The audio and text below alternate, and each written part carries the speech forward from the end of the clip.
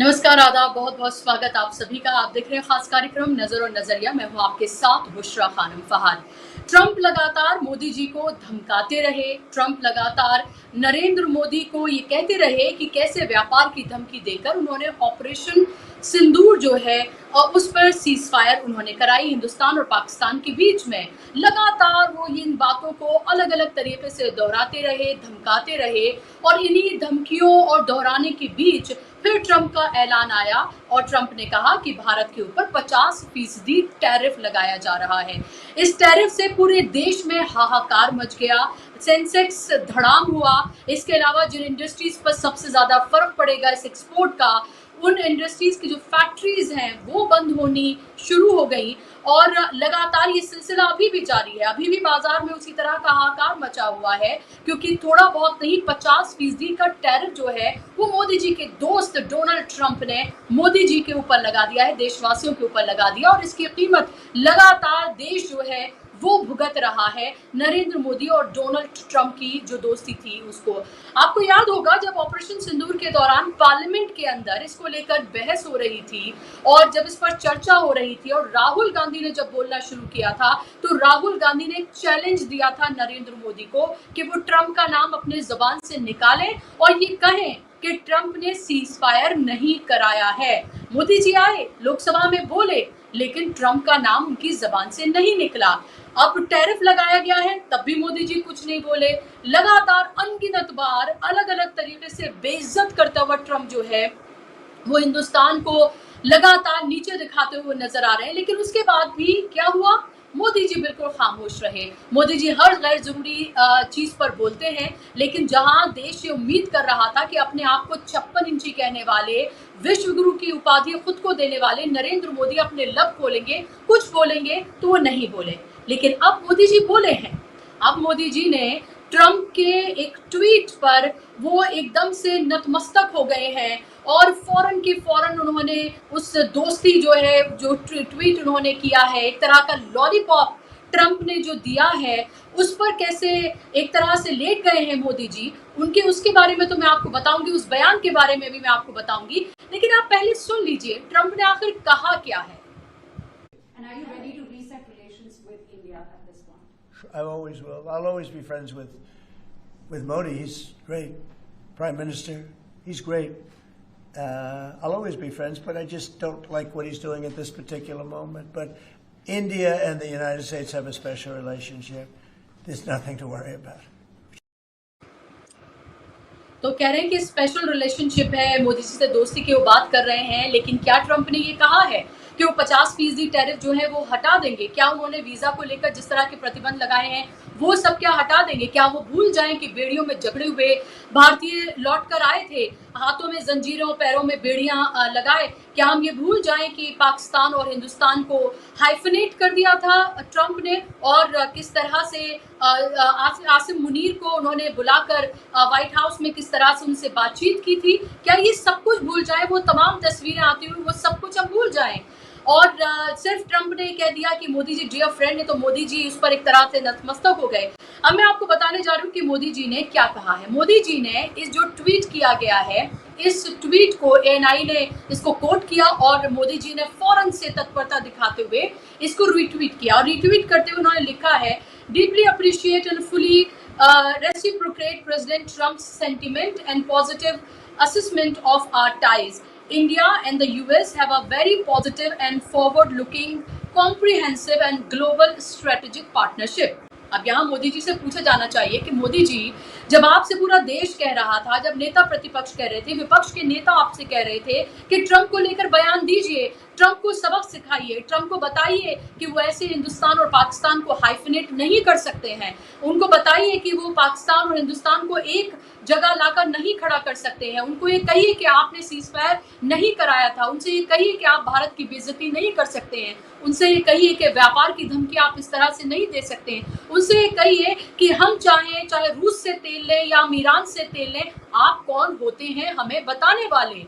लेकिन ट्रंप ने क्या किया? ट्रंप ने तो वही किया जो वो लगातार करते चले आ रहे हैं। ट्रंप ने जब एससीओ की समिट में मोदी जी गए और वहां पर रशिया और व्लादिमीर पुतिन और शी जिनपिंग से जिस तरह से उनकी मुलाकात हुई, हा वाली जो डिप्लोमेसी हमें नजर आई, उसके बाद भी ट्रंप ने ट्वीट किया था, और ट्रंप ने ट्वीट करते कहा था कि शायद हमने रूस और इंडिया को खो दिया है डीपेस्ट डार्केस्ट चाइना के हाथों। ये ट्वीट आप देख लीजिए, ये उन्होंने अपने सोशल ट्रुथ पर उन्होंने लिखा था और ये कहा था कि हमने खो दिया है, और ये तस्वीर उन्होंने ट्वीट की थी और उसके बाद ये ट्वीट किया गया है। अब सवाल ये उठता है, क्या रशिया से जो भारत सस्ते दामों पर तेल ले रहा है, जिसका फायदा हालांकि हमें, आपको, आम जनता को तो नहीं होता, सिर्फ अंबानी जी को ही हो रहा है उसका लगातार फायदा, तो इससे आम जनता को तो कोई फर्क नहीं पड़ता, लेकिन फिर भी जो सस्ता तेल आ रहा है, क्या वो इसी ट्रंप उस पर अपना कोई एतराज नहीं जताएंगे? क्या ट्रंप अब जो टैरिफ है जिससे पूरे देश में हाहाकार मचा हुआ है, ऑलरेडी जो डेड इकोनॉमी इन्होंने कहा था और राहुल गांधी ने भी उसको एंडोर्स किया था, डेड इकोनॉमी, उस पर एक घातक प्रहार जो है वो किया है, हमारे इंटरनल मामलों में लगातार इंटरफेयर कर रहे हैं ट्रंप। क्या इस सब पर मोदी जी जवाब देंगे? मोदी जी आखिर इतने बेबस क्यों नजर आ रहे हैं? ये 56 इंची वाले मोदी जी का सीना इतना छोटा क्यों हो गया है? ये तो विश्व गुरु थे, इनके आगे तो देश मिमियाते थे। यही तो व्हाट्सएप फॉरवर्ड से आपको पता चलता रहा, यही तो लगातार जो गुलाम मीडिया है वो आपको बताता रहा, और आज भी आप ये देखिए कि इतना सा ये ट्वीट किया है, ये एक बाइट जो है डोनाल्ड ट्रंप की आई है, और यू टर्न ले लिया ट्रंप ने, और ट्रंप कैसे डर गए, और इस तरह की तमाम बड़ी बड़ी मोटी मोटी हेडलाइंस आपको देखने के लिए मिल रही होंगी उस मीडिया में। मैं सोच रही हूँ कि कहीं ऐसा कराची वाला हाल ना हो जाए। आपको याद होगा ऑपरेशन सिंदूर के दौरान कराची से लेकर किस किस पे कब्जा कर लिया था उन्होंने, और फिर क्या हुआ सामने हमने देखा। कहीं ऐसा ना हो कि, मैं तो ये सोच रही हूँ कि कहीं ऐसा ना हो कि ट्रंप इस मीडिया को कहीं देख लें, या उनके कोई मंत्री और फिर से ट्रंप का कोई इस तरह का बयान आ जाए, तो फिर इस मीडिया को और बीजेपी के जो भक्तगण हैं, जो उनको मुंह छुपाने की जगह फिर से नहीं मिलेगी। मोदी जी, डिप्लोमेसी इस तरह से नहीं चलती है। विदेश नीति पूरी तरीके से आपकी ठप हो चुकी है, फेल हो चुकी है, वो साफ तौर पर दिख रहा है। हा की से डिप्लोमेसी नहीं होती है। आज इसके साथ, कल उसके साथ, इस तरह से नहीं होता है। 4 पिक्चर्स आप शेयर कर दें, उससे नहीं होता है। आपकी वजह से पूरी विदेश नीति जो है वो चरमरा गई है, ये साफ तौर पर दिख रहा है। आज इसी पर हम चर्चा करेंगे, इसी पर बात करेंगे। उस पर बात करने के लिए मेरे साथ खास मेहमान जुड़ गए हैं। स्क्रीन पर आप मेहमानों को ले आइए ताकि चर्चा का हम आगाज करें और हम ये जाने कि आखिर ये सब कुछ जो हो रहा है, ट्रंप ने जो कहा है, उसको कैसे लिया जाए। और एक और बयान जो मैं यहाँ पर रखना चाहूंगी वो है वाणिज्य मंत्री का, अमेरिका के, और उन्होंने कहा है कि 2 महीने में गिड़गिड़ाता हुआ भारत जो है बातचीत की टेबल पर आएगा, और इससे उन्होंने ये भी इशारा दिया कि किसी भी कीमत पर इस टैरिफ को जो है वो कम नहीं किया जाएगा। सोचिए, और ये कुछ ही घंटे पहले का बयान है। कुछ घंटे बाद ट्रंप ये कहते हैं। अब ट्रंप जैसे सनकी आदमी पर क्या किसी तरह का कोई विश्वास किया जा सकता है? आखिर मोदी जी इतने झुके झुके क्यों नजर आ रहे हैं, क्यों नतमस्तक नजर आ रहे हैं, क्यों बेबस नजर आ रहे हैं? ये सवाल तो है ही। स्क्रीन पर आप देख सकते हैं मेरे साथ बेहद खास मेहमान अमरीश मिश्रा जी जुड़ गए हैं। वेस्ट एशिया मामलों के जानकार है, उसके साथ साथ इंटरनेशनल मामलों के वो जानकार हैं। अमरीश जी, बहुत स्वागत आपका कार्यक्रम में, और अब से कुछ ही देर में एक और खास मेहमान मेरे साथ जल्द ही जुड़ेंगे। अमरीश जी, मेरा सवाल आपसे ये है कि ये मोदी जी का जो ट्वीट है, इसको आप कैसे देखते हैं? कई विश्लेषकों की में इसको लेकर उन्होंने रीट्वीट किया और मैं उसको देख रही थी, और वो तमाम जायज सवाल उठा रहे हैं, वही सवाल जो मैंने अपनी प्रस्तावना में भी उठाए हैं। आप कैसे इसको देख रहे हैं? एक तरफ धमकी, दूसरी तरफ थोड़ी सी पुचकार, और फौरन मोदी जी जिन्होंने इतने महीनों से अपने लब नहीं खोले, एक तरह से मुंह सिल के वो बैठे हुए थे, अचानक से वो अब दोस्ती को याद करने लगे। देखिए, मैंने अभी कुछ दिन पहले एक वीडियो बनाया था अपने चैनल अमरीश मिश्रा स्पीक्स के लिए। उसको मैंने टाइटल ही दिया था कि कहीं ना कहीं मोदी और ट्रंप की नूरा कुश्ती चल रही। अब ये कब हमने कहा था? ये हमने तब कहा था जब पीटर नवारो का बयान आया था, और पीटर नवारो जो ट्रंप के ट्रेड काउंसलर हैं, उन्होंने हमला किया था। उन्होंने कहा था कि जो इंडिया शंघाई जो एससीओ में इंडिया चाइना के साथ गया, और जिस तरीके से वहां पर रशिया भी था, तो रशिया, चाइना, इंडिया एक साथ आ रहे हैं, तो इसके खिलाफ उन्होंने बयान दिया था। और उन्होंने कहा था कि जो रशिया से इंडिया तेल खरीद रहा है, उसमें ब्राह्मणों को, मतलब उसमें ब्राह्मणों को फायदा हो रहा है, और आम जनता को फायदा नहीं हो रहा। और जबकि ये बात सर्वविदित है कि अंबानी ब्राह्मण नहीं है, अडानी ब्राह्मण नहीं है, ब्राह्मणों से इसका क्या मतलब। लेकिन ऑब्वियसली उनको कोई फीडिंग हुई थी, कोई इकोसिस्टम किसी ने उनको फीड किया था कि इस तरीके से बोलो, ताकि जो ब्राह्मणों का एक बड़ा हिस्सा मोदी से अलग जा रहा है वो फिर मोदी की तरफ देखे। देखिए, बड़ी अजीब सी राजनीति चल रही है, गंदी राजनीति चल रही है, और अल्टीमेटली ये नरेंद्र मोदी भी कैसे बैकफायर करेगी। अब आप देखिए, पीटर नवारो ने ब्राह्मण कह दिया यहाँ के भारत के अमीरों को। और उन्होंने क्यों कहा? क्यों? इसलिए क्योंकि अमेरिका में जो पुराने अमीर, जो 17 18 सेंचुरी 19 सेंचुरी तक जो रहे, उनको बोस्टोनियन ब्राह्मण्स कहा जाता है। और क्यों कहा जाता है? क्योंकि अमेरिका के पास अपना कोई कल्चर नहीं है, अपना कोई उसके पीछे ट्रेडिशन नहीं है, और उसको अपने को अंग्रेजों से अलग दिखाना था। तो उन्होंने कहा हम अपने एलीट को क्या कहें, जिनके पास ज्ञान भी होता है, मतलब था, और वेल्थ भी थी। तो उन्होंने अपने एलीट का नाम उन्होंने कह दिया उस समय 1860 में। ये ओलिवर वेंडल सीनियर और ओलिवर वेंडल होम्स सीनियर, उनका ये एक टर्म था कि बोस्टोनियन ब्राह्मण, उन्होंने कह दिया कि जिनके पास ज्ञान भी है, जिनके पास नॉलेज भी है। और हिंदुस्तान में ब्राह्मणों के पास तो ज्ञान, अगर उस तरह से देखा जाए तो वो तो ज्ञान की ही एक पूंजी उनके पास रहती है। बहरहाल, पीटर नवारो ने ऐसा बयान दिया, गलत बयान दिया, ब्राह्मणों के खिलाफ बयान दिया, और उसके साथ साथ इंडिया के खिलाफ दिया। क्योंकि अगर अंबानी अडानी ब्राह्मण नहीं भी हैं, फिर भी वो हमारे देश के पूंजीपति हैं, उनसे जो हमारा झगड़ा है वो एक जगह है और वो चलता रहेगा, और उनसे उनकी आलोचना चलती रहेगी। लेकिन सवाल यह है कि आप देश को कैसे कह सकते हैं कि तुम ये रशिया से तेल ना खरीदो। उस समय भी इन लोगों ने ये मुद्दा नहीं बनाया था। हालांकि बीजेपी के कुछ यूट्यूबर्स ने इसको सवाल उठाया था और उन्होंने ट्रंप पे हमला वगैरह करना उन्होंने शुरू किया था। मेरे ख्याल से आज से वो ट्यून चेंज कर देंगे। अच्छा, पीटर नवारो वाली बात थी। उसके बाद आज ही एक बयान आया लुटनिक का, जो कि कॉमर्स सेक्रेटरी हैं यूएस के। और लुटनिक ने तो इतनी मतलब अपमानजनक शब्दों का इस्तेमाल किया। उसने कहा कि इंडिया एक दिन सॉरी कह के वापस अमेरिका के पास जाएगा, मोदी सॉरी कह के अमेरिका के पास जाएंगे, and it is up to Trump how to deal with him.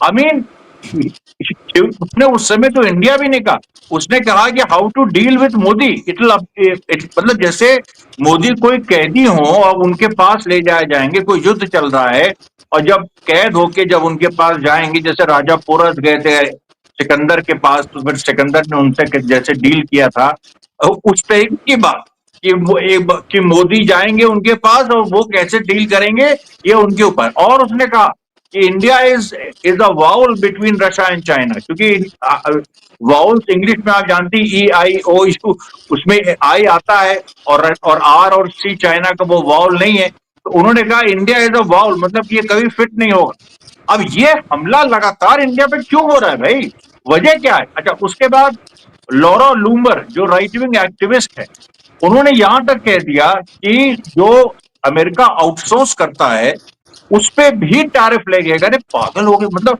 आप कैसे उस पर टैरिफ लगाएंगे जो ऑलरेडी चीप लेबर के लिए अमेरिकन कंपनीज भारी संख्या में भारत में आउटसोर्स करती है। 1990 से ये एक ही उपलब्धि, 1990 के बाद जो लिबरलाइजेशन हुआ उस समय जो उसकी एक ही उपलब्धि है, ये बीपीओ बढ़े। अब बीपीओ में बैंक ऑफ अमेरिका, बार्कलेज, पूरा माइक्रोसॉफ्ट, बहुत सारी लॉ फर्म्स भी इंडिया में आउटसोर्स करने लगी बड़े स्तर पे। अब आप ऑलरेडी चीप लेबर के लिए आए, तो एक तरह से टैरिफ ऑलरेडी एक लगा हुआ है। You have come for cheap. आप क्यों आए यहाँ? क्योंकि लेबर चीप है। तो आप उस चीप लेबर पर टैरिफ क्या लगाएंगे? मतलब जो उन लोग कमा रहे हैं, इंडियन बीपीओ के जो एम्प्लॉइज है, उनकी तनख्वाह में से आप काटेंगे, वो अमेरिका जाएगी। अब आप सोच लिए ये चीजें कहां जा रही, और इसको हिंदुस्तान में कोई समझ नहीं रहा है। किसी सीरियस इकोनॉमिस्ट ने अभी तक ये बात नहीं कही है कि क्या बेतुकी बातें हो रही है। और उसके बाद नूरा कुश्ती हो रही है, ये मैं पहले ही समझ रहा था। और फिर आप देखिए, ट्रंप ने ये आज जो बयान दिया है उसमें उन्होंने कहा कि नहीं, आई एम नॉट हैप्पी। उन्होंने अभी भी कहा, ट्रंप ने तो अभी भी कहा कि I am not happy with the things he is doing, but we have a strategic relationship. Strategic नहीं कहूं, उन्होंने कहा we have a special relationship, जिसको स्ट्रेटेजिक रिलेशनशिप मोदी ने बदल दिया। और मोदी ने ट्वीट किया कि we have a strategic relationship, when the fact is that strategic relationship is in tatters. अभी देखिए कहां से आपको स्ट्रेटेजिक रिलेशनशिप आप कह रहे हैं।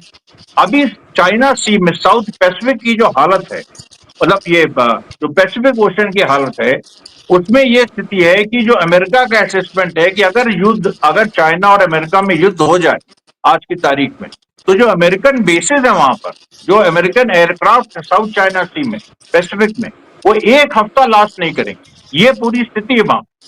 और भारत जो है उसको, वो जो जाके एससीओ में गया, वहां पर जाके उसने चाइना के साथ एक रिश्ता बनाया, उससे एक माहौल बना था। फिर आपने देखा चाइना की विक्ट्री डे परेड हुई, और विक्ट्री डे परेड में हमने क्या देखा, अभी जो हुई है विक्ट्री डे परेड में हमने क्या देखा, विक्ट्री डे परेड में हमने देखा कि चाइना की मई, कि चाइना के पास ना केवल सैनिक बल्कि लेजर, उनके जो किसी दुनिया में किसी के पास नहीं, जो उनके पास लेजर मिसाइल्स आ गई, और वो लेजर मिसाइल्स उन्होंने डिस्प्ले की। और उसके बाद क्या हुआ, उसके बाद जो तियाननमेन स्क्वायर है उस पे प्यूटिन, शी जिनपिंग और नॉर्थ कोरिया के जो प्रेसिडेंट है, तीनों साथ चल रहे हैं, और तीनों ये बात कर रहे हैं कि 150 साल तक, अब तो हम लोग के हमारा जो मेडिकल एडवांसमेंट है वो 150 साल हो गया है, जबकि अमेरिका, और ये क्यों कहा उन्होंने, ये उन्होंने अमेरिका के लिए कहा क्योंकि अमेरिका में उल्टी धारा चल रही, वहां पर जो मेडिकल डिस्कवरीज हैं वो इस लेवल की है ही नहीं कि 150 साल तक वो। तो अब आप देखो ये पावर बैलेंस शिफ्ट हो गया, ये क्लियर है, रशिया चाइना के तरफ पावर बैलेंस शिफ्ट हो गया।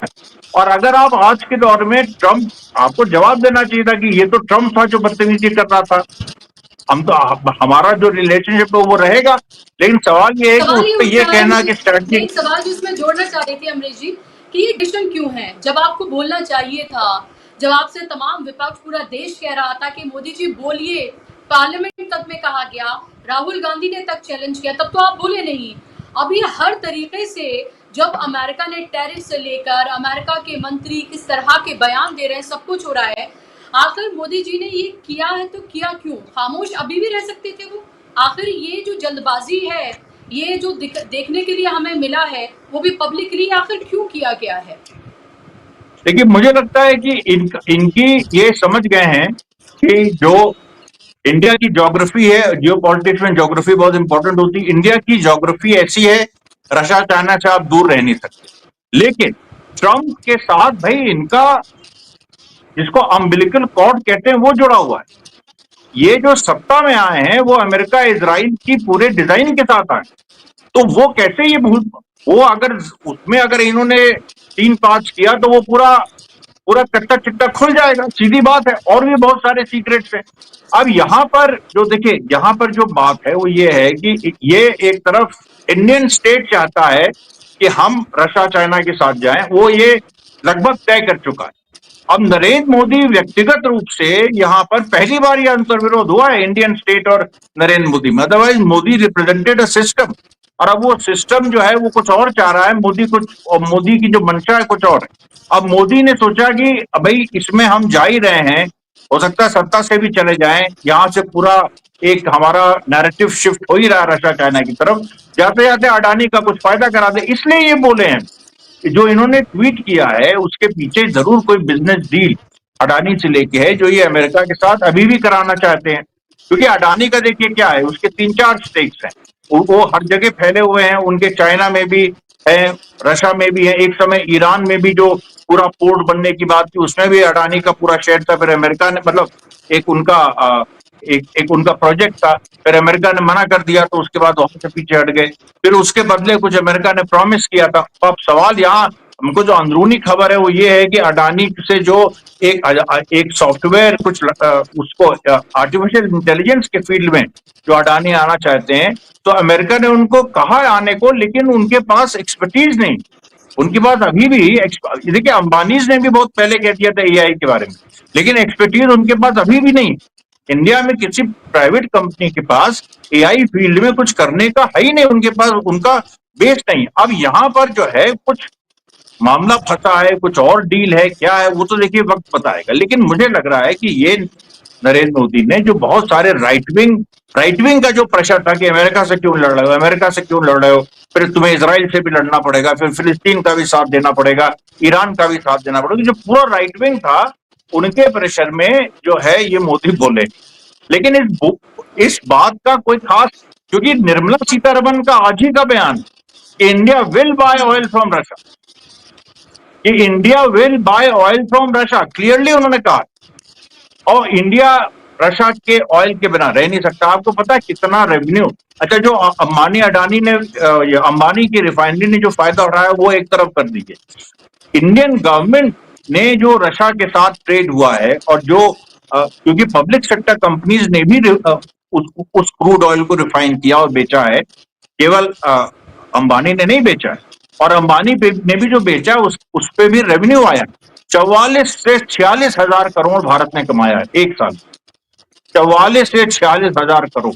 अगर उस पैसे को आप माइनस कर दीजिए तो मोदी की वेलफेयर पॉलिसी खत्म हो जाएंगी। अभी बिहार में इन्होंने कहा है, नीतीश कुमार ने कहा है, मैं ये नहीं कह रहा हूं कि वो भारत मतलब केंद्रीय सरकार के खजाने से जाएगा, लेकिन नीतीश कुमार ने कहा है 10,000 रुपए देंगे हर फैमिली को। कहा है ना, अभी उनका लेटेस्ट बयान है नीतीश कुमार का कि ये इलेक्शन को लेकर। उसके पहले बीजेपी ने कितने राज्यों में क्या क्या प्रॉमिस किया। नरेंद्र मोदी 80 करोड़ लोगों को राशन दे रहे हैं। ये सब कहां से आ रहा है? ये सब आप इसी तरीके से अपने जो निजी कंपनियों को फायदा हो रहा है तो हो रहा है, लेकिन जो भारत सरकार जो कमा रही है वो भी तो आ रहा है ना। इसमें 46-44 हजार करोड़, आप मतलब बहुत बड़ा अमाउंट है। तो ये जो देखिए, तो इसको तो भारत अफोर्ड नहीं कर सकता है, ये तो छोड़ नहीं सकता है। लेकिन ये है कि नरेंद्र मोदी अपनी जो राजनीति है, जो गिरी हुई राजनीति, उसका वो मुजाहिरा कर रहे हैं। और इस गिरी हुई राजनीति के पीछे उनका एक इकोनॉमिक कैलकुलेशन है। ये सीधी सी बात है। तो ये एक्सपोज होना है, ये पब्लिक के सामने दिन प्रतिदिन और एक्सपोज होते चले जा रहे हैं। और आप देखिएगा, राष्ट्रवाद का जो झंडा है इनके हाथ से निकल गया। अब उसको कोई उठाए दूसरा ना उठाए वो एक अलग सवाल, लेकिन इनके हाथ से निकल गया है। और हिंदुत्व का प्लान इनके पास अब अकेला बचा है, क्योंकि इकोनॉमिक्स में जो इनका एक दखल थी और राष्ट्रवाद, दोनों इनके हाथ से निकल गया है। एक हिंदुत्व बचा है। और ये कहा जाता है कि जो 3 पायदान इनमें से एक भी निकल जाए तो मोदी इलेक्शन नहीं जीत सकते। ये देखिए पूरी स्थिति। जी बिल्कुल, तो जाहिर सी बात है, स्थिति पूरी खोलकर यहाँ पर अमरीश जी ने रख दी है। सिद्धार्थ जी भी जुड़ गए हैं। सिद्धार्थ जी, स्वागत है आपका कार्यक्रम में। और आपसे सवाल मेरा ये सिद्धार्थ जी, कि ये जो अभी एकदम से नजर आ रहा है, देखिए ट्रंप की जबान में कोई बहुत फर्क तो नहीं नजर आया है। ट्रंप जहां एक तरह से पुचकार रहे हैं तो वहीं धुतकार भी रहे हैं। यही इसको इसी तरह से देखा जा सकता है कि थोड़ा सा पुचकारा और बहुत सारा धुतकारा, और लगातार वो यही करते चले आ रहे हैं।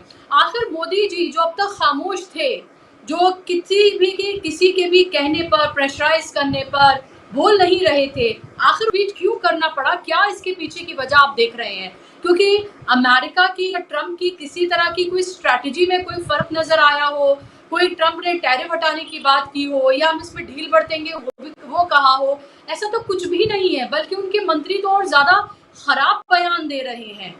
और उसके बाद मोदी जी फौरन के फौरन जो है वो ट्वीट पर रिट्वीट करके और फौरन जवाब देते हुए नजर आ रहे हैं। और मीडिया तो ऐसा लग रहा है कि बस मोदी जी ने जैसे सबक सिखा दिया है और यू टर्न मान लिया है, और ना जाने क्या ही हो गया है, दुनिया ही बदल गई है एकदम। अब देखिए, इसमें समस्या यह है कि मोदी जी और ट्रंप जी के बीच में जो होना है हो जाए। मेरे जैसे भाजपा के समर्थकों के लिए एक बहुत बड़ा धर्म संकट हो गया है। पहले अब की बार ट्रंप सरकार इन लोगों ने कहा, तब मैंने ट्रंप की मूर्ति बनवा ली, उसकी पूजा शुरू कर दी। फिर सीज फायर के बाद बाबा रामदेव कूदे और कहे कि ट्रंप तो गुंडा है। प्रधान जी लाल आंख दिखा के चीन से गलबैया करने लगे। तब मैं वो ट्रंप साहब की मूर्ति निकाल के उसका पुतला बना लिया कि मैं फूंक दूं। मैं फूंकने ही वाला था आज शाम को, तब तक प्रधान जी आज ट्वीट कर दिए कि हम वापस जाके वो ट्रंप के साथ हग कर लिए हैं।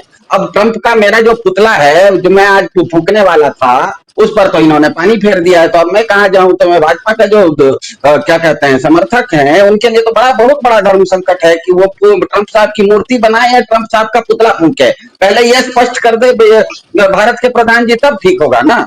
देखिए, ये तो मैंने थोड़ा हास्य विनोद में कहा। असल में इनकी समस्या शुरू हुई 48 घंटा पहले। 48 घंटा पहले अमेरिका की एक लॉरा लूमर नाम की महिला है, जो कि बहुत बड़ी वहां की जर्नलिस्ट भी हैं और राइट विंग जर्नलिस्ट हैं, और ट्रंप साहब की वो बहुत जबरदस्त समर्थक हैं। एक तरह से कहा जाता है कि ट्रंप साहब उनकी राय मशवरा भी लेते हैं।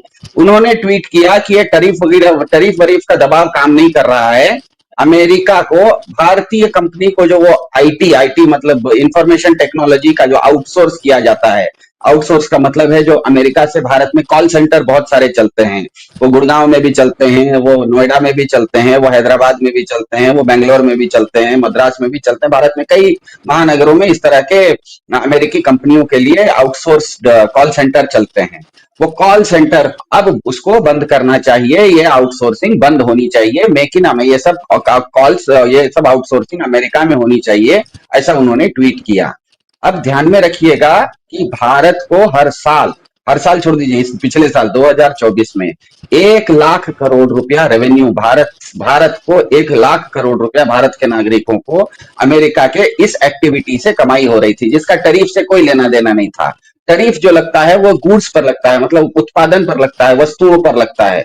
ये वस्तु नहीं है, ये सर्विसेज है, ये सेवाएं हैं।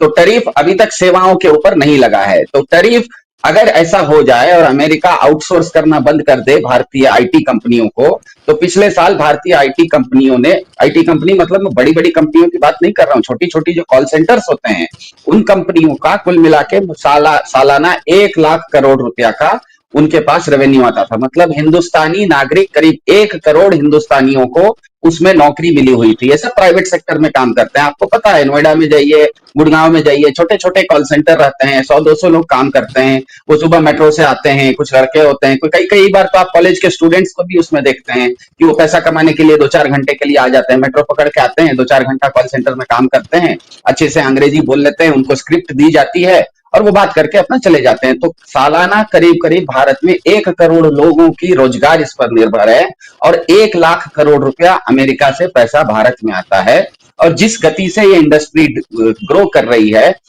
विशेषज्ञों का मानना है, आर्थिक विशेषज्ञों का, कि इस साल मतलब 2025 में ये 1 करोड़ से करीब करीब 1.5 करोड़ हो जाएगी। मतलब 40-50 लाख नौकरियां और बढ़ने की संभावना है। तो 48 घंटा पहले लॉरा लूमर मैडम ने ये ट्वीट किया।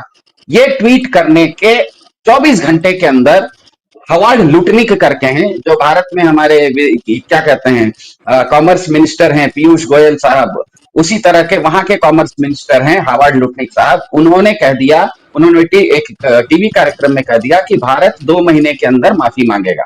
मतलब 48 घंटा पहले लॉरा लूमर ने कहा कि भारत को जो आईटी आउटसोर्स कर रहा है अमेरिका, उसको हम ट्रंप साहब बंद करने वाले हैं। 24 घंटा पहले हवार्ड लुटनिक साहब ने कह दिया कि भारत 2 महीने के अंदर माफी मांगेगा। और आश्चर्य यह है कि आज 24 घंटे के अंदर प्रधान जी, 2 महीना तो दूर की बात है, 2 दिन के अंदर आज ट्रंप साहब के सामने जिस तरह का उन्होंने ट्वीट किया, वो दिख रहा है कि वो साष्टांग हो गए हैं। इसका मतलब ही है कि अमेरिका की ओर से जबरदस्त दबाव इनके ऊपर आया है, बहुत जबरदस्त दबाव आया है, और ये दबाव के अंदर यील्ड कर गए। इंग्लिश में कहा जाता है ना, यील्ड टू द प्रेशर। अब ये यील्ड टू द प्रेशर ये कर तो रहे हैं, लेकिन कर क्यों रहे हैं? और सबसे बड़ा इसमें एक आपको संकेत दिखेगा कि एक हफ्ता भी नहीं हुआ, 4 दिन पहले भारत के प्रधानमंत्री क्या कहते हैं, रशिया और चीन के प्रधानमंत्रियों से मिलने के लिए शंघाई या कहीं गए थे, कहीं पर चीन में गए थे, जहां पर गलबहियां की थी। और अगले हफ्ते ब्रिक्स की जो बैठक होने वाली है, जो ब्राजील में होगी, उसमें भारत के प्रधानमंत्री जी ने कहा है कि नहीं जाएंगे। आज ही ये ताजा सूचना मिली है कि उसमें भारत के विदेश मंत्री जाएंगे, बाकी सारे लोग आने वाले हैं। वहां पुतिन भी आएंगे, शी जिनपिंग भी आएंगे, दुनिया भर के ब्रिक्स के जितने भी देश के मुख्य नेता हैं, राष्ट्राध्यक्ष हैं, वो आएंगे, लेकिन भारत के राष्ट्राध्यक्ष नहीं जाएंगे। इसका मतलब भारत ने कहीं ना कहीं हाथ खींच लिया है। इसका मतलब है कि यह पिछले 48 घंटे में लॉरा लूमर, हवार्ड लुटनिक और ट्रंप साहब ने जिस तरह का दबाव लाया है, उसके अंतर्गत भारत के प्रधान जी कहीं ना कहीं ईल्ड कर गए हैं। ये ईल्ड क्यों कर गए हैं? ईल्ड तो किए हैं, ये तो बिल्कुल स्पष्ट हो गया। वो ईल्ड करने के चलते जिन लोगों ने ट्रंप साहब की मूर्ति बनाई थी, उसका पुतला फूकने वाले थे, न तो पुतला फूक सकते हैं, न तो मूर्ति की पूजा कर सकते हैं। अब एक ही काम कर सकते हैं कि वो मूर्ति या पुतला जो भी है उसको कहीं छुपा दीजिए, फिर कभी 6 महीना बाद जरूरत पड़ेगी तो इस्तेमाल करेंगे। अगर मूर्ति बना के पूजा करनी है तो कर लेंगे, नहीं तो पुतला फूकना है तो फूक लेंगे। ऐसी स्थिति आई क्यों है? इसका स्थिति जानने के लिए मेरे ख्याल से डीबी लाइव के दर्शकों को ध्यान में रखना चाहिए। कहीं पर भी किसी का भी विकास होता है, वो व्यक्ति का विकास हो, किसी समाज का विकास हो, किसी सभ्यता का विकास हो, किसी देश का विकास हो, आर्थिक विकास जिसे कहते हैं, आर्थिक विकास होता है 3 कारणों से। या तो आपके पास किसी के पास पूंजी होती है, तो वो पूंजी से और ज्यादा कुछ काम करता है, पूंजी से आपका विकास हो जाता है। दूसरा है, आपके पास अगर बुद्धि है और अगर आपने बुद्धि का इस्तेमाल शुरू किया, तो बुद्धि के इस्तेमाल से भी आप विकास कर सकते हैं। तीसरा विकास का तरीका होता है हमारे हाथ का श्रम, जिसे मेहनत कहा जाता है। आप श्रम करते हैं तब भी आपका विकास होता है। दिक्कत यह होती है कि जिसके पास पूंजी होती है वो आविष्कार ज्यादा करता है, क्योंकि उसके पास आविष्कार करने के लिए पूंजी बहुत ज्यादा पैसे की जरूरत होती है, जिसे रिसर्च एंड डेवलपमेंट कहा जाता है, इनोवेशन कहा जाता है, इन्वेंशन कहा जाता है। आविष्कार जहां जिसके पास पूंजी होती है वो आविष्कार करता है, जिसके पास बुद्धि होती है वो उत्पादन करता है, और जिसके पास श्रम होता है वो मैनेजमेंट करता है।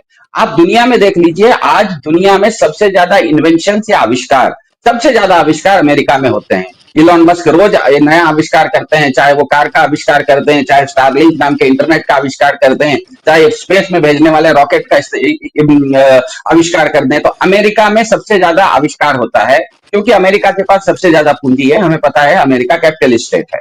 दूसरी तरफ उत्पादन के मामले में पिछले 20 साल से चीन नंबर 1 पे है। आपके घर में जो आटा आप खाते हैं उसका खाद भी भारत में चीन से आता है, और आप जिस फोन पर यह कार्यक्रम देख रहे हैं, डीवी लाइव के दर्शक, या लैपटॉप पर देख रहे हैं या टीवी पर देख रहे हैं, वो टीवी के अंदर वो सामान भी चीन से आता है। तो चीन ने आविष्कार पे अपना निवेश किया, तो चीन में सबसे ज्यादा आविष्कार होता है। भारत ने पिछले 20-30 सालों में न तो मैन्युफैक्चरिंग पे निवेश किया और न ही आविष्कार पे निवेश किया। ये सब चीज होने के लिए जो मैनेजमेंट होता है, श्रम होता है, भारत ने श्रम दिया, और अमेरिका ने इस चीज को पकड़ लिया है कि भारत में इतने सारे 1 करोड़ भारतीय लोग हैं जो कि कॉल सेंटर में काम करते हैं। वो श्रम का काम है, वो न तो उसमें कोई बुद्धि का उत्पादन है, न तो कोई नया चीज का आविष्कार है। वो जो चीजें हैं उसको मैनेज कर रहे हैं। उस पर जब आप चोट लगाते हैं तो दिक्कत यह होती है कि श्रम के पास ना विकास का एक ही टांग होती है। श्रम एक पैर से चल रहा होता है, इसीलिए उसका विकास धीमा होता है। जिसके पास बुद्धि आ जाती है उसके पास 2 चक्का हो जाता है। बुद्धिमान आदमी हमेशा श्रम का शोषण करना शुरू करता है। तो जिसके पास बुद्धि होती है उसकी विकास की गति 2 व्हीलर के स्पीड से हो जाती है, क्योंकि वो बुद्धि जो एक टांग पर बुद्धि वाला है उसका वो शोषण कर रहा होता है। और जिसके पास पूंजी आ जाती है, उसके पास 3 चक्के का हवाई जहाज आ जाता है, उसकी विकास की गति बहुत ज्यादा हो जाती है, क्योंकि पूंजी में आप बुद्धि को भी खरीद लेते हैं और श्रम को भी खरीद लेते हैं। तो मेरे ख्याल से भारत में जो पिछले 20-30 सालों में सॉफ्टवेयर इंडस्ट्री के नाम पे, हमने नाम तो हमारे सॉफ्टवेयर इंडस्ट्री है, नाम तो हम कहते हैं कि वो सर्विस इंडस्ट्री है, लेकिन असल में वो है कि सॉफ्टवेयर में जो आविष्कार अमेरिका ने किया और जो मशीनें उत्पादन चीन ने की, उसको मैनेज हमारे लोग करते हैं, हिंदुस्तानी लोग करते हैं, नौजवान लोग करते हैं। अमेरिका ने उसको उस पर गले पर रस्सी बांधना शुरू कर दिया, वहां पर उसने कसना शुरू कर दिया है। अब ये जो कसा जाएगा तो हमें ध्यान में रखना है कि भले भारत के प्रधानमंत्री जी अमेरिका से गुस्सा हो गए तो चीन से जाके उन्होंने गलबहियां कर ली। आप कहने के लिए आप कह देते हैं कि हम रशिया से तेल मंगवा लेंगे, हमको कोई रोक नहीं सकता, लेकिन 2 देशों के बीच में जो संबंध होते हैं वो केवल आर्थिक नहीं होते, वो सामाजिक भी होते हैं। वो क्या कहते हैं, सभ्यता का भी संबंध होता है। हम में से कितने लोगों के रिश्तेदार चीन या रशिया में रहते हैं? किसी के नहीं रहते, लेकिन हम में से सबके कोई ना कोई रिश्तेदार अमेरिका में रहते हैं। दिक्कत यह है कि अमेरिका के साथ भारत का एक सभ्यता का भी संबंध बन गया है, और जैसे जैसे ट्रंप साहब इस चीज को टाइट कर रहे हैं, जो अमेरिका में भारतीय मूल के लोग हैं, जो कि 50 लाख के आसपास हैं, जो कि न्यूयॉर्क का सामान्य टैक्सी ड्राइवर से लेके गूगल का हेड सत्य नडेला जैसे लोग भी हैं, सारे लोग हैं, ऊपर से नीचे तक हैं, वो लोग अब ला रहे हैं दबाव भारतीय सरकार पर। जिस तरह से अमरीश जी ने कहा, जिस तरह से मिश्रा जी ने कहा कि वो भारत पर सरकार पर दबाव ला रहे हैं कि आप जिस रास्ते चल रहे हो इसमें बहुत घाटा होने वाला है, क्योंकि ये वो लोग हैं जो कि भले अमेरिका में रहते हैं लेकिन अपनी कमाई का बहुत बड़ा हिस्सा हिंदुस्तान में भेजते हैं, क्योंकि यहाँ पर उनके भाई बंधु रहते हैं, उनके माता पिता रहते हैं। साल में एक बार उनके माता पिता को वो अमेरिका बुला लेते हैं 6 महीने के वीसा पर, 3 महीना अमेरिका घुमा के फिर वापस हिंदुस्तान भेजते हैं। शादियां होती हैं तो अमेरिका से वो हिंदुस्तान आते हैं, हिंदुस्तान में शादी करके फिर अमेरिका जाते हैं। हर साल उनका आना जाना है।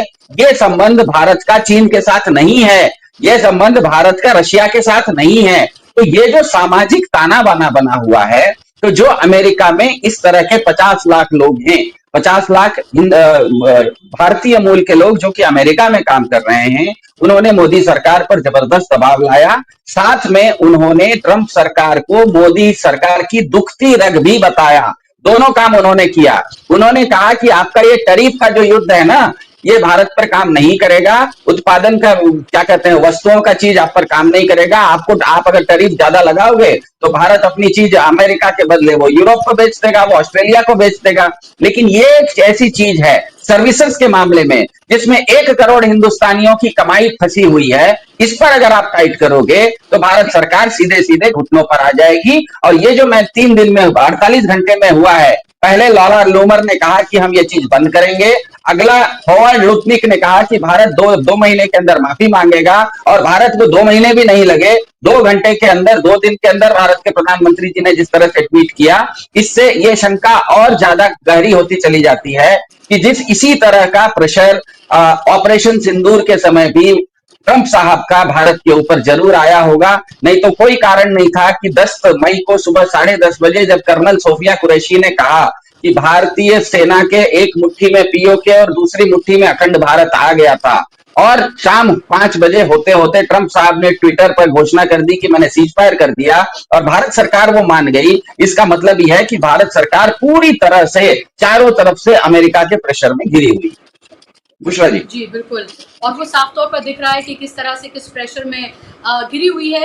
अमरीश जी, ये 2 नाव की सवारी जो फिलहाल मोदी जी करते हुए नजर आ रहे हैं, पहले लग रहा था कि कहीं ना कहीं वो ग्लोबल नॉर्थ का हिस्सा दिखना चाहते हैं, वो अमेरिका, इजराइल, क्योंकि आइडियोलॉजिकली अगर हम देखें आरएसएस की जो आइडियोलॉजी है, जो बीजेपी की है, उससे उन्हें लगता है कि अमेरिका और इजराइल के ज्यादा करीब, ताकि यहाँ पर भी वो एक संदेश दे सकें और वो उनका जो कम्युनल एजेंडा है उसको वो चला सकें। लेकिन अगर वो व्यापारिक और इन तमाम चीज़ों से देखें और जो उनके उद्योगपति मित्र हैं उनके किस तरह के इंटरेस्ट हैं, तो वो अगर देखें तो जाहिर सी बात है कि उन्हें रशिया से तेल भी खरीदना होगा, उन्हें चाइना से भी बातचीत करनी होगी क्योंकि टैरिफ यहाँ पर लग रहा है। और ये सब कुछ जो आप देख रहे हैं, तो इसमें ये तो साफ तौर पर दिख रहा है कि कंफ्यूजन पूरी तरीके से है, विदेश नीति पूरी तरीके से चरमराई हुई है, जहां हमारी एक तरह की एक नीति ये थी कि चाइना से भी संबंध है लेकिन अमेरिका से भी हमारे कोई संबंध कोई खराब नहीं थे, और हम एक आइडियोलॉजिकल स्टैंड लेते हुए नजर आते थे इजराइल को लेकर और फिलिस्तीन के मामले में। वो भी सभा में कुछ नजर नहीं आता है अभी फिलहाल। ये 2 नाव की सवारी में क्या डूबते हुए मोदी जी नजर आ रहे हैं, और क्या इसका असर डोमेस्टिक पॉलिटिक्स पे भी नजर आएगा सीधे तौर पर? नहीं, देखिए अभी आप देखिए कि आज शाम से ही न्यूज 24 पे, एबीपी न्यूज पे ये सब बातें आने लगेंगी। अच्छे जो लिबरल्स हैं वो ये सब बातें कहने लगेंगे कि मोदी जी ने कितना अच्छा बैलेंस किया, ये किया। अब मैं गोदी मीडिया की बात नहीं कर रहे हैं, वो तो चलिए एक अलग कहानी।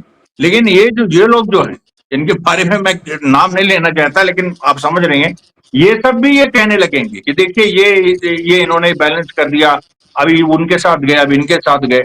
सवाल ये नहीं है, सवाल ये है कि 2 नाव की सवारी पे आज तक कोई टिका है क्या? आप ये मतलब ये बिल्कुल सीधी सी बात है, गांव का आदमी समझता है कि 2 नाव की सवारी में कोई टिक नहीं पाता। दूसरी बात ये है कि अमेरिका ने जो थ्रेटन किया, देखिए ये बिल्कुल गलत बात है। अमेरिका जो है, जो भारत में जो आउटसोर्स करता है, मैंने पहले भी कहा, उसको और समझना चाहिए, वो चीप लेबर के लिए करता है। तो एक तरह से उस पर तो टैरिफ लगा हुआ है ना, चीप लेबर। भाई जो आप लेबर अमेरिका में देते उसके आधे से कम में, आधे से भी कम में 20 मतलब आप सोचिए 80% 90% मार्जिन है, और उसके हिसाब से अमेरिकन कंपनीज यहाँ कमाती हैं, वो क्यों इसको छोड़ेंगे? अभी जब इन्होंने एक किया था बीच में, और एक सॉफ्टवेयर कंपनी से कहा था कि नहीं, ये आईफोन बनाने के सवाल पे इन्होंने कहा था कि इंडिया में आईफोन नहीं बना, और उसने खुद ही मना कर दिया था। ट्रंप से उसका कन्फ्रंटेशन भी हुआ था। सवाल ये है कि अमेरिकन कंपनीज खुद ही इस चीज को नहीं करती, लेकिन मोदी, इनको एक वो चाहिए था, ये अंदर की नूरा कुश्ती है, सेटिंग है। इन्होंने ही कहा होगा कि ये किसी से कहलवाइए तो मैं ऐसा कहूंगा। और इसमें मैं आपको बता दूं, इसमें कोई जमीनी असर नहीं आने जा रहा, क्योंकि ट्रंप का जो मामला है टैरिफ लगाने के पीछे, वो ये है कि यूएस का जो फिस्कल डेफिसिट है, जो $37 बिलियन हो गया है, उसको वो थोड़ा कम करे। तो उसने $5-6 बिलियन मिडिल ईस्ट से लिया, वेस्ट एशिया से लिया, उसने इधर से लिया, उधर से लिया, कहता है वो क्रिप्टो करेंसी, और हम इधर से ले। तो अब वो ये कह देगा कि भाई टैरिफ से ये जो टैरिफ्स हमने लगाए हैं, कनाडा पे लगाए, इन पे लगाए, इससे देखिए हमें ये फायदा हुआ, तो वो छोड़ेगा नहीं।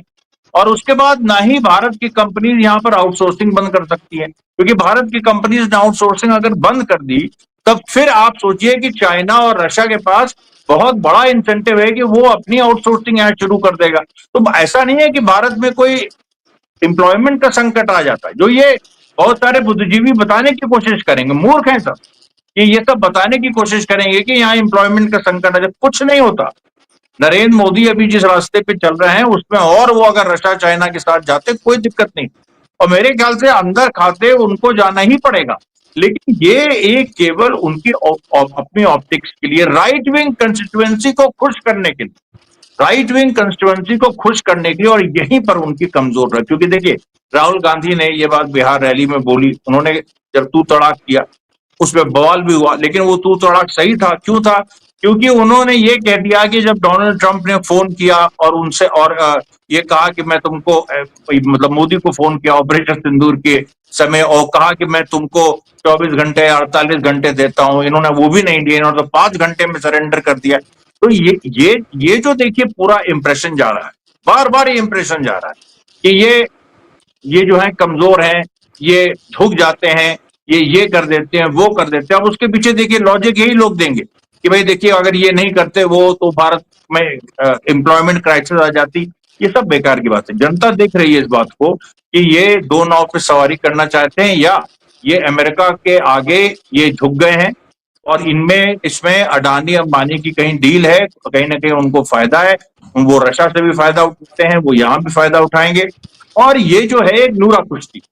तो अब देखिए, अब इसमें विपक्ष को और हमलावर होना, विपक्ष को इस समय और हमलावर होके, और जो इस समय बिहार में एक वोट का एक इशू है, उसको मान लीजिए वो तो है ही, उसको आगे बढ़ाना है, लेकिन उसके साथ साथ ये अगर मुद्दा लेके विपक्ष इस समय तुल जाए और इस बात को कहे कि राष्ट्रवाद के सवाल पे नरेंद्र मोदी जवाब दे कि उन्होंने राष्ट्रीय संप्रभुता के साथ जो समझौता किया है, और राष्ट्रीय संप्रभुता के साथ जो अभी लोग उछल रहे थे कि देखिए ट्रंप को जवाब दे दिया, ये दे दिया, अब बताओ कहां खड़े हो।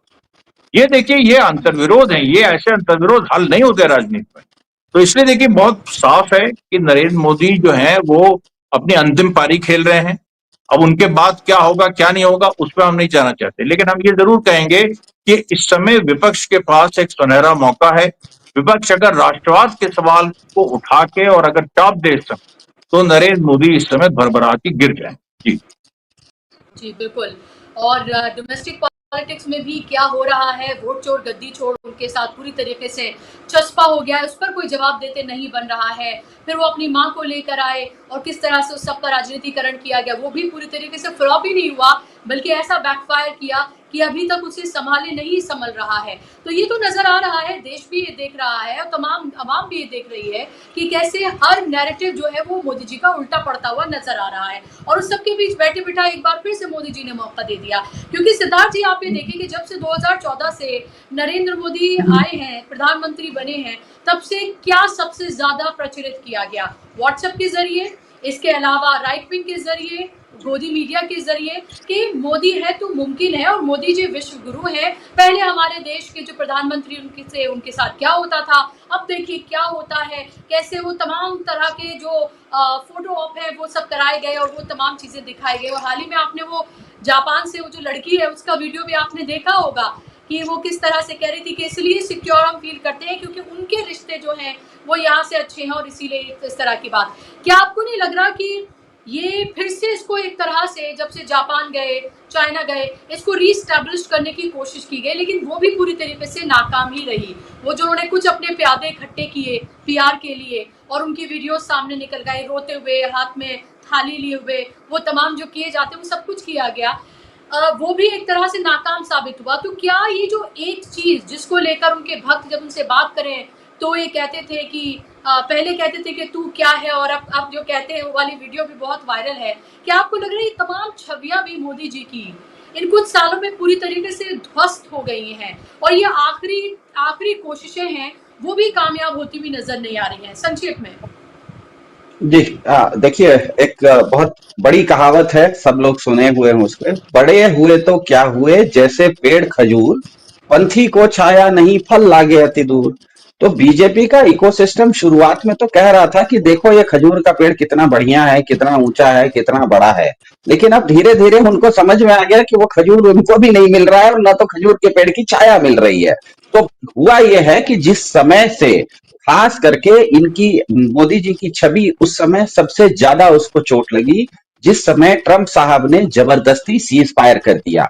क्योंकि वो सीज फायर करने से 2 घंटे पहले तक भारत का गोदी मीडिया ये बता रहा था कि भारत की सेना तो लाहौर में घुस गई है, कराची का बंदरगाह तबाह हो गया है, बलूचिस्तान पे तिरंगा फहरा दिया गया है। आपने अगर 50-100 साल तक, आज अभी आरएसएस का 100वां साल चल रहा है ये साल, तो 100 साल तक आपने अगर एक विचारधारा, एक सिद्धांत, एक लोगों के बीच में नारा रखा था कि अखंड भारत की एक परिकल्पना है, हम अखंड भारत बना के रहेंगे, हम पाक अधिकृत कश्मीर को हाथ में लेके रहेंगे। तो जिस दिन आप ही का गोदी मीडिया बोल रहा था कि बलूचिस्तान में तिरंगा फहरा दिया गया है, कराची का बंदरगाह तबाह हो चुका है, लाहौर में हमारी सेना घुस गई है, और कर्नल सोफिया कुरैशी भी फोटोग्राफ में ये बता रही थी कि पाकिस्तान के किस तरह से 11 नूर खान एयरबेस से लेके सारे एयरबेस तबाह हो गए हैं। तो जनता को तो आपने सुबह में ये मैसेज दिया ना कि पाकिस्तान पूरी तरह से घुटनों पर आ चुका है। और वैसे समय में शाम होते होते अगर बाहर से ट्रंप साहब सीज फायर की घोषणा कर देते हैं और भारत सरकार अगर उस चीज को भीगी बिल्ली जैसे मान लेती है, उसी दिन भारत के प्रधानमंत्री जी का जो विश्व गुरु की छवि थी वो उसी दिन एक कांच का ग्लास, बुशरा जी, कांच का ग्लास अगर 50 साल पुराना हो या 100 साल पुराना हो, लेकिन एक बार अगर गिरता है, अगर वो चकनाचूर हो गया तो वो 50 साल वो जो भी रहा हो, गिरने के बाद उसकी कीमत कुछ नहीं रहती है, वो कांच के छोटे टुकड़ों में बदल जाता है। तो ट्रंप साहब के उस ट्वीट को भारत सरकार ने जैसे ही मान लिया, उसी समय इनकी विश्व गुरु वाली छवि पूरी तरह से चकनाचूर हो गई, कांच के शीशा जैसे टूटता है उस तरह से टूट गई। और मेरे ख्याल से ट्रंप साहब ने उस चीज को समझ लिया। उसके बाद से ट्रंप साहब ने 41 बार उस चीज को दोहराया है कि भारत पाकिस्तान के बीच में सीज फायर मैंने करवाया, युद्ध विराम मैंने करवाया। भारत के प्रधानमंत्री आज तक ट्रंप साहब को सीधी आंख से जवाब नहीं दे पाए, वो जाके उनसे मिलने तक की हिम्मत नहीं कर सके। तो मेरे ख्याल से बीजेपी का इकोसिस्टम या बीजेपी का जो जिन लोगों के बारे में आप कह रहे हैं कि देखो और कुछ नहीं तो कम से कम दुनिया में मोदी जी के आने के कारण नाम हो गया, अब उनके पास वो तर्क भी नहीं बचा है, वो लॉजिक भी नहीं बचा है, वो बचाव भी अब वो नहीं कर पा रहे हैं। मेरे ख्याल से ये एक दिए की ऐसी लॉ है जिसमें कि तेल खत्म हो गया है, टिमटिमा रही है। कहते हैं कि दिए की लॉ जिस समय बुझती है उससे पहले थोड़ा जोर से फड़फड़ाती है, मुझे इतना ही लगता है। जी बिल्कुल। और ये देखना बेहद महत्वपूर्ण है कि अब क्या ट्रंप कोई बॉम्ब फोड़ते हैं, क्योंकि हर कुछ दिन के बाद वो यही करते हुए नजर आते हैं। तो जो रिएक्शन आया है उसके बदले कोई एक्शन होगा या फिर ये सिर्फ एक तरह की पोस्चरिंग है। और ये भी जिस तरह से अमरीश जी भी कह रहे हैं, सिद्धार्थ जी भी कह रहे हैं कि एक तरह का प्रेशर है उनके ऊपर जिसके तहत उन्होंने ये ट्वीट किया है। देखना ये होगा कि इसका क्या कुछ रिपरकशंस इसके देखने के लिए हमें मिलते हैं। फिलहाल बहुत शुक्रिया अमरीश जी आपका, सिद्धार्थ जी आपका, कार्यक्रम का हिस्सा बनने के लिए, समय देने के लिए धन्यवाद। शुक्रिया आप तमाम दर्शकों का भी इस कार्यक्रम का हिस्सा बनने के लिए। मुझे दीजिए इजाजत।